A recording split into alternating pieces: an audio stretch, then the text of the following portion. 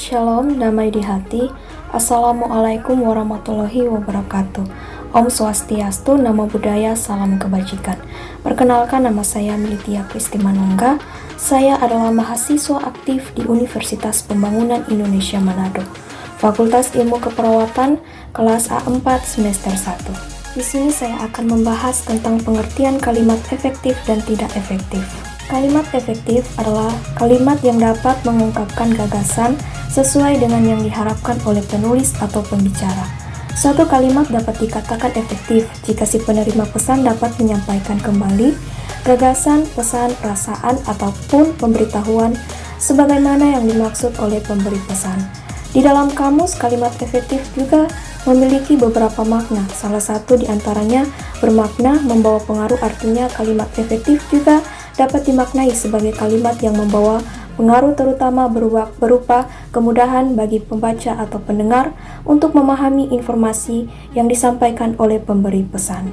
Syarat-syarat kalimat efektif.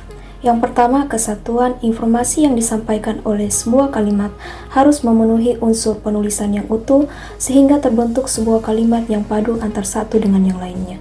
Yang kedua, keparalelan. Kalimat yang memiliki imbuhan pada predikat lebih dari satu harus memiliki jenis imbuhan yang sesuai antara satu dengan yang lainnya. Yang ketiga, kelogisan. Suatu ide kalimat dapat dengan mudah dipahami dan penulisannya sesuai dengan ejaan yang berlaku. Selain itu, unsur-unsur dalam kalimat juga harus memiliki hubungan yang logis dan masuk akal. Yang keempat, kehematan. Gunakan kata-kata secara hemat, namun tidak mengurangi makna atau mengubah informasi yang ingin disampaikan. Dalam menyusun kalimat efektif, penggunaan kata frasa atau bentuk lain yang tidak dibutuhkan harus dihindari.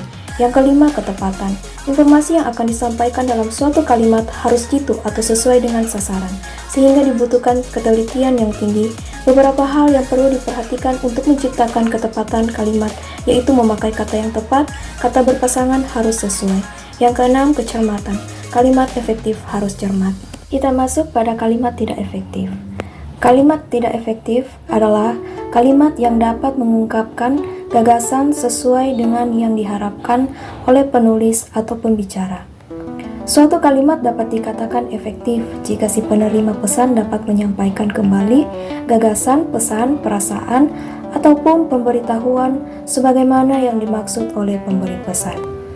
Di dalam kamus, kalimat efektif juga memiliki beberapa makna. Salah satu di antaranya bermakna membawa pengaruh. Artinya kalimat efektif juga dapat dimaknai sebagai kalimat yang membawa pengaruh, terutama berupa kemudahan bagi pembaca atau pendengar untuk memahami informasi yang disampaikan oleh pemberi pesan. Syarat kalimat tidak efektif. Yang pertama, struktur kalimat tidak satu kesatuan.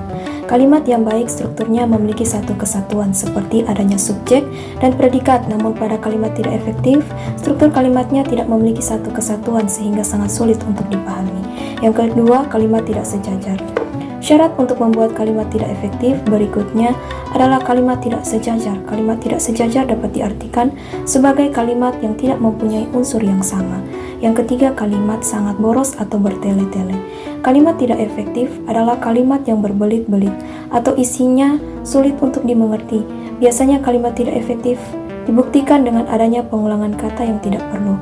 Yang keempat, kalimat tidak logis. Dalam menulis kalimat tidak efektif, dibutuhkan syarat berupa isi kalimat tidak logis atau tidak bisa diterima oleh akal sehat. Maka dari itu, kalimat tidak efektif akan sangat sulit untuk dipahami oleh banyak orang. Yang kelima, kata-kata di dalam kalimat saling tumpang tindih. Adanya kata-kata yang tumpang tindih di dalam suatu kalimat merupakan syarat terbentuknya kalimat tidak efektif. Yang keenam, tidak adanya subjek atau predikat. Tidak adanya subjek atau predikat adalah syarat terbentuknya kalimat tidak efektif. Ketika subjek atau predikat tidak ada di dalam suatu kalimat, maka informasi pada kalimat tersebut akan sulit untuk dipahami. Yang ketujuh, penggunaan kata depan yang tidak perlu. Kata depan sangat membantu suatu kalimat supaya lebih mudah dipahami.